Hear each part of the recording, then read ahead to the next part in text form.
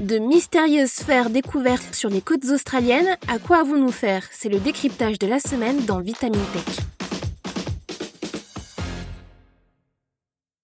Le ciel va-t-il littéralement nous tomber sur la tête? Depuis ce 3 juillet 2026, de mystérieuses sphères métalliques sont retrouvées sur les plages australiennes. Proviennent-elles du ciel? C'est une des hypothèses les plus probables et nous allons voir si ce phénomène peut devenir récurrent avec les années. Bonjour à toutes et à tous, je suis Adalène Jackie et cette semaine dans Vitamine Tech, on parle de ce mystérieux phénomène.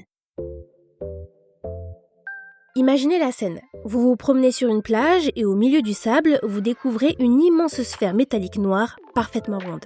Quelques heures plus tard, les secours arrivent en combinaison de protection, la plage est sécurisée et un périmètre d'exclusion est installé. Dit comme ça, on pourrait croire que cette scène est tirée d'un film de science-fiction. Mais en réalité, non.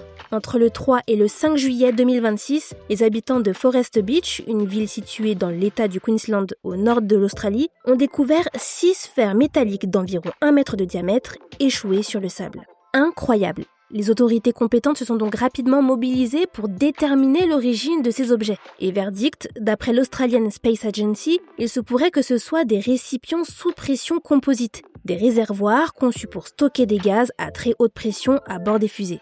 À première vue, ça peut sembler assez étonnant que des sphères de ce type aient pu traverser l'atmosphère et rester presque inactes. Pourtant, c'est justement leur conception qui explique leur résistance. On parle là de récipients extrêmement résistants grâce à une combinaison de matériaux comme des alliages métalliques et des fibres composites. Les récipients sous pression composite sont fabriqués pour supporter des conditions extrêmes, des pressions très élevées, des variations importantes de température et les contraintes mécaniques liées au lancement d'une fusée.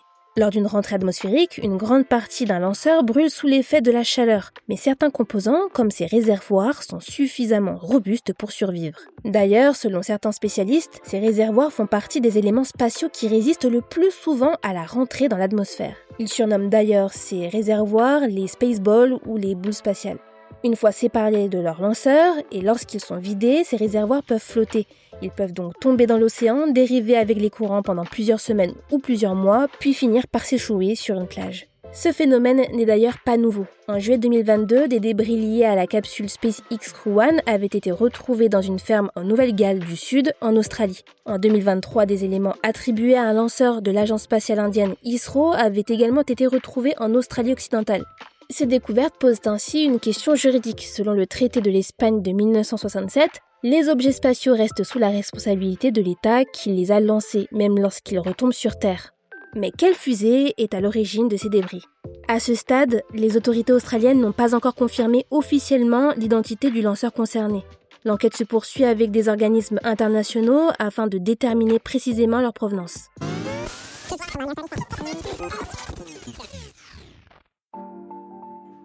Le Queensland Fire Department, la police et la National Emergency Management Agency sont intervenus dès la découverte de ces objets. Un périmètre de sécurité a été installé et la population a été invitée à ne pas s'approcher. Pourquoi une telle prudence? Les autorités ont considéré que ces mystérieuses sphères pouvaient présenter un risque, parce que certains équipements spatiaux peuvent contenir des gaz sous pression ou des résidus de carburant potentiellement dangereux, comme l'hydrazine, un composé chimique utilisé sur certains systèmes spatiaux. Donc, même lorsqu'un objet semble inoffensif, il est recommandé de ne jamais le manipuler. Le bon réflexe est de s'éloigner et de prévenir les services compétents.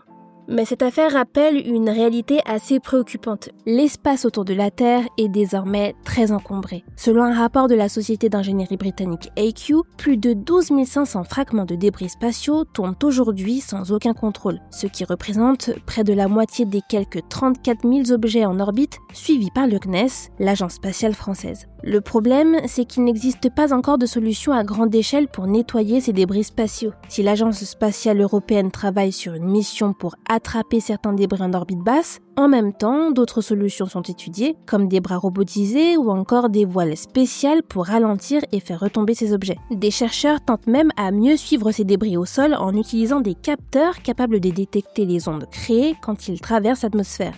En clair, ce n'est pas les idées qui manquent, mais ça va un peu dans tous les sens. Avec la multiplication des lanceurs spatiaux, la gestion de ces débris devient donc un enjeu majeur pour la sécurité de la Terre, comme pour l'avenir des activités spatiales. La majorité des débris spatiaux disparaissent complètement lors de leur rentrée atmosphérique, mais certains composants particulièrement résistants peuvent atteindre le sol. Ces chutes restent rares, mais avec l'augmentation du nombre de missions spatiales, elles pourraient devenir un phénomène observé plus régulièrement dans les prochaines années.